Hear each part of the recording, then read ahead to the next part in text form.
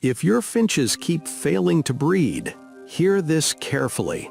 One of your daily habits is quietly shutting their bodies down. No warning, no obvious signs, just no eggs. By the end of this, you'll know the exact mistakes killing breeding success, why they work against you, and what to change starting today without guessing, without adding more tips that don't work. I'm going to speak from the breeding room, not theory. These are the 10 mistakes I see again and again, even from people who've been keeping finches for years. Mistake 1. Assuming health equals breeding readiness. Your birds look fine, smooth feathers, good appetite, active. That only means survival mode. Breeding requires a different internal state. If your finches have been on the same diet, same routine, same environment for months, their bodies settle into maintenance. Hormones stay flat. I've seen birds live like this for years, never sick, never breeding. Health is the baseline, it's not the trigger. Mistake 2. Constant access to everything. Seed always full. Egg food always there. Greens whenever available. That sounds generous. It's not productive. When nothing changes, the body doesn't respond. In real breeding cycles, stimulation comes from change, gradual, intentional change. Egg food is a signal, not a decoration. If it's always present, it stops signaling anything. Mistake 3. Pairing birds that coexist, not bond. This one wastes the most time. Two birds on the same perch doesn't mean they're a pair.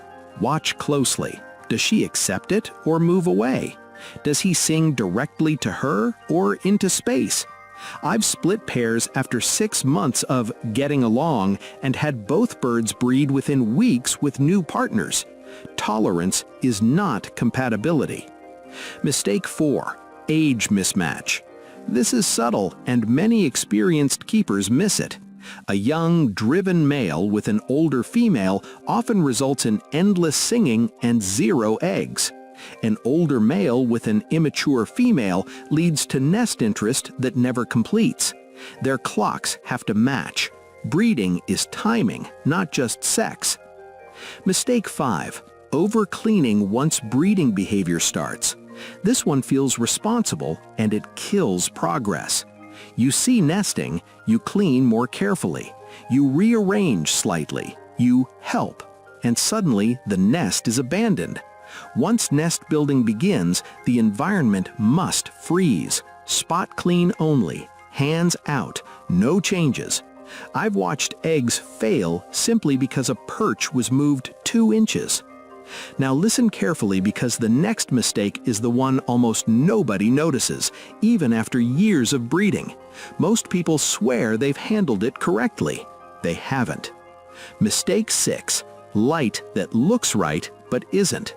You count hours, you use a timer, but finches don't respond to numbers. They respond to rhythm. Sudden lights on, sudden lights off. Hallway glow at night. A screen in the room. Even faint nightlight disrupts melatonin. No melatonin, no stable breeding hormones. This is why identical setups breed in one room and fail in another. Dark must mean dark. Quiet must mean quiet. Mistake 7. Misreading silence. You think a quiet cage is calm. Sometimes it's suppression. In active breeding condition, you hear things. Soft contact calls, low repeated male song, quiet feeding sounds. When the cage is unnaturally silent, especially after changes, something is wrong. The birds don't feel safe enough to express behavior. This often happens in high-traffic areas or cages placed too exposed. Breeding birds want to observe, not be observed. Mistake 8. Nest placement convenience. You put the nest where it's easy for you to check. They don't care about your view. Too exposed, too bright, too open, and the nest becomes decorative, not functional. I've had finches ignore one nest completely and immediately accept the same nest moved to a quieter corner. Privacy matters more than materials. Mistake 9. Rushing the timeline. This is where impatience quietly ruins everything. New pair, nest added immediately, food boosted all at once. Finches don't trust sudden abundance. Their bodies need time to believe conditions are stable. Breeding readiness builds slowly. Pressure makes them shut down. And finally, this is the mistake even long-time breeders rarely admit. Mistake 10. Forcing solutions instead of reading behavior.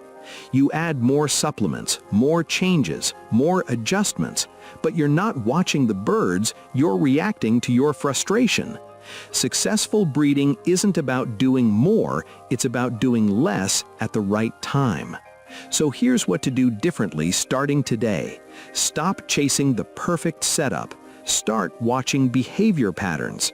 Introduce changes gradually and then stop. Confirm real bonding, not convenience pairing. Protect darkness.